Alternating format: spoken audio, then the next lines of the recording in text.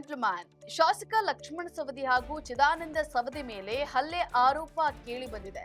DCC bank worker union ಅಧ್ಯಕ್ಷ ನಿಂಗರಾಜು ಈ ಬಗ್ಗೆ ವಿಡಿಯೋ ಮಾಡಿ ಶಾಸಕರ ಮೇಲೆ ಶಿಸ್ತು ಕ್ರಮ ಕೈಗೊಳ್ಳುವಂತೆ ಮನವಿಯನ್ನ ಮಾಡಿದ್ದಾರೆ. ಎಸ್ ವೀಕ್ಷಕರೇ, ನೆಲ ಜಲ ಭಾಷೆಗಾಗಿ ಪ್ರಾಮಾಣಿಕ ಪತ್ರಿಕೋದ್ಯಮ. ನೀವು ನೋಡ್ತಾ ಇದ್ದೀರಾ ಫೋಕಸ್ ಟಿವಿ.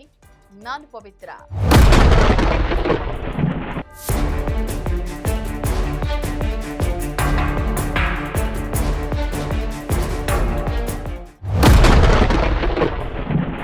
ಶಾಸಕ ಲಕ್ಷ್ಮಣ ಸವದಿ ಹಾಗೂ ಅವರ ಪುತ್ರ ಚಿದಾನಂದ ಸವದಿ ನನ್ನ ಮೇಲೆ ಮಾರಣಾಂತಿಕ ಹಲ್ಲೆಯನ್ನ ನಡೆಸಿದ್ದಾರೆ.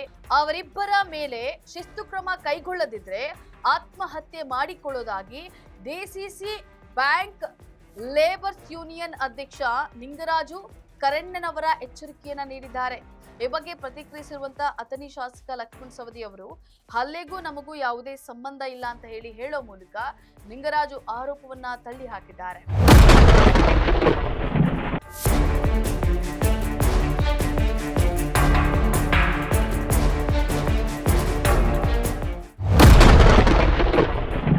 ಡಿಸಿಸಿ ಬ್ಯಾಂಕ್ ವರ್ಕರ್ ಯೂನಿಯನ್ ಅಧ್ಯಕ್ಷ ನಿಂಗರಾಜು ಕರೇವಣ್ಣರ್ ಈ ಬಗ್ಗೆ ವಿಡಿಯೋ ಮಾಡಿದ್ದು, ಸವದಿ ಅವರ ಮನೆಗೆ ಮಾತನಾಡಲು ಹೋದಾಗ ತಂದೆ ಮತ್ತು ಅವರ ಮಗ ಇಬ್ಬರೂ ಸೇರಿ ನನ್ನ ಮೇಲೆ ಹಲ್ಲೆ ಮಾಡಿದ್ದಾರೆ.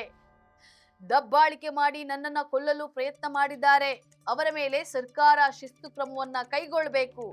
ಹಾಗೆ ಮಾಡದಿದ್ರೆ ನನ್ನ ಸಾವಿಗೆ ಸವದಿ ಅವರೇ ಕಾರಣ ಅಂತ ಹೇಳಿ ಹೆಸರು ಬರೆದಿಟ್ಟು ಆತ್ಮಹತ್ಯೆಯನ್ನ ಮಾಡಿಕೊಳ್ತೇನೆ ಅಂತ ಹೇಳಿ ಗಂಭೀರ ಆರೋಪ ಮಾಡಿದ್ದಾರೆ. ಅಧ್ಯಕ್ಷರು ನಮಗೆ ಹಣ ಕೊಡಬೇಕು ಅಂತ ಹೇಳಿ ಒತ್ತಾಯ ಆಗ್ತಾರೆ. ಈ ವಿಷಯ ನಮ್ಮ ಮಧ್ಯದಲ್ಲಿ ಚರ್ಚೆ ಮಾಡ್ತಕ್ಕಂಥದ್ದಲ್ಲ. ನೀವು ಹೊರಗಡೆ ನಿಂತ್ಕೊಂಡು ನಿಮ್ಮದು ನೀವು ಮಾಡ್ಕೋಬೇಕು ಅಂತಂದು ಇಷ್ಟು ಚರ್ಚೆ ಮಾಡಿದ್ರು. ನಾನು ಹೇಳಿ ಕಳಿಸಿದೆ, ನಿಮ್ಮಲ್ಲಿ ಏನೋ ಭಿನ್ನಾಭಿಪ್ರಾಯ ಇದ್ದಾವೆ ಅದನ್ನು ನಿಮ್ಮಲ್ಲೇ ಬಗೆಹರಿಸ್ಕೊಡ್ರಿ ಅಂತ ಹೇಳಿದೆ ನಾನು. ಆಮೇಲೆ ಹೊರಗೆ ಅಲ್ಲಿ ಶ್ರೀಕಾಂತ್ ಆಲೂರು ಅಂತಕ್ಕಂಥ ಒಬ್ಬ ಹುಡುಗರು ನಮ್ಮ ಕಾರ್ಯಕರ್ತ, ಈ ವಿಷಯ ಇಲ್ಲಿ ಯಾಕೆ ತಂದಿರಿ, ನಿಮ್ಮಲ್ಲೇ ಬಗೆಹರಿಸ್ಕೊಡ್ಲಿಲ್ಲ, ನಿಮ್ಮ ಸಾಹೇಬ್ರ ಕಡೆ ಯಾಕೆ ತಂದಿರಿ ಅಂತ ಕೇಳಿದಾಗ ಅವಾಗ ಆವಾಜ್ ಶಬ್ದ ಬೈದರು. ಯಾರಿಗೂ ಶ್ರೀಕಾಂತ್ ಆಲೂರು ಅವಾಗ ಜಾತಿ ನಿಂದನೆಯೂ ಮಾಡಿದರು. ಆಮೇಲೆ ಅವರವರಿಗೆ ಅದು ಇನ್ನು ಈ ಬಗ್ಗೆ ಪ್ರತಿಕ್ರಿಯೆ ನೀಡಿರುವಂತಹ ಶಾಸಕ ಲಕ್ಷ್ಮಣ ಸವದಿ ಅವರು ಡಿಸಿಸಿ ಬ್ಯಾಂಕ್ ಅಧ್ಯಕ್ಷರಾದಂತಹ ನಿಂಗರಾಜು ಕರೇವಣ್ಣರ್ ಮನೆಗೆ ಬಂದಿದ್ದು ನಿಜ. ಹಣ ಕೊಡಿ ಅಂತ ಕೇಳಿದ್ರು. ಅದಕ್ಕೆ ನಾನು ನಿಮ್ಮಲ್ಲಿ ಏನೆಲ್ಲ ಭಿನ್ನಾಭಿಪ್ರಾಯಗಳು ಬಂದಿದ್ದಾವೋ ಅವನ್ನ ನೀವೇ ಬಗೆಹರಿಸಿಕೊಳ್ಳಿ ಅಂತ ಹೇಳಿದ್ದೆ. ಹಲ್ಲೆಗೂ ನಮಗೂ ಸಂಬಂಧ ಇಲ್ಲ.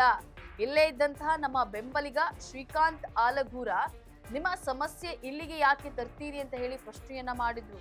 ಇದಕ್ಕೆ ನಿಂಗರಾಜ್ ಅವಾಚ್ಯ ಶಬ್ದಗಳಿಂದ ಬೈದ್ರು. ಜಾತಿ ನಿಂದನೆಯೂ ಆಯ್ತು.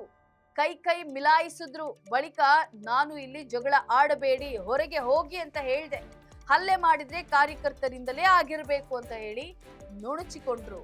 ಗಂಭೀರವಾಗಿ ಗಾಯಗೊಂಡಂತಹ ನಿಂಗರಾಜ್ ಅವರನ್ನ ಆಸ್ಪತ್ರೆಗೆ ದಾಖಲಿಸಲಾಗಿದ್ದು ಚಿಕಿತ್ಸೆ ಮುಂದುವರೆದಿದೆ. ಆದರೆ ನಿಜಕ್ಕೂ ಶಾಸಕ ಲಕ್ಷ್ಮಣ ಸವದಿ ಮತ್ತು ಅವರ ಪುತ್ರ ಚಿದಾನಂದ ಸವದಿ ಹಲ್ಲೆ ಮಾಡಿದ್ರಾ ಅನ್ನೋದು ಮುಂದಿನ ದಿನಗಳಲ್ಲಿ ತಿಳಿದು ಬರಬೇಕಿದೆ. ಇದಾಗಿತ್ತು ಫೋಕಸ್ನ ಸ್ಪೆಷಲ್ ರಿಪೋರ್ಟ್. ನೆಲ ಜಲ ಭಾಷೆಗಾಗಿ ನೋಡ್ತಾ ಇರಿ ಫೋಕಸ್ ಟಿವಿ.